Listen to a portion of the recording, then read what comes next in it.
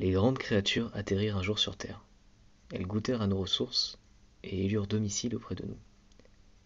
Très friandes des richesses de notre environnement, nous étions les producteurs de leur source de plaisir gustatif le plus élevé. Ils le surnommèrent l'or liquide.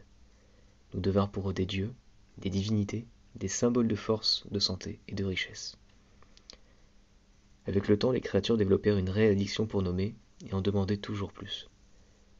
Le nombre de ces spécimens évoluant de manière exponentielle dans notre atmosphère, elles se mirent à exploiter nos richesses afin d'en accroître la productivité. Du statut céleste, nous nous sommes retrouvés rétrogradés au rang d'esclaves. Ces individus ne comprenaient pas le monde dans lequel ils se trouvaient. Et c'est pourquoi ils mirent tout en œuvre pour le contrôler. Ils crachèrent sur nos terres des poisons afin de détruire tout être jugé nuisible. Ceci eut pour conséquence de nous toucher par la même occasion. Ce n'est que bien des années plus tard qu'ils se rendirent compte que les saveurs disparaissaient, que les couleurs s'assombrissaient et que le monde commençait à sombrer.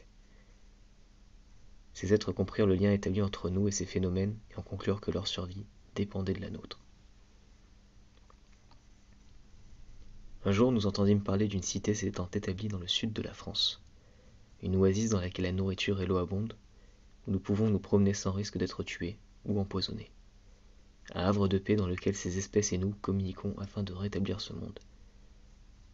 Dans cet endroit, nos chercheurs et les leurs collaborent à la conception de solutions visant à protéger nos deux espèces. Ces travaux ont même permis de trouver des remèdes à des maladies les touchant profondément. Un climat de paix règne au sein de ce temple. Le temps semble ralentir, une nouvelle forme de communication et d'échange s'est établie.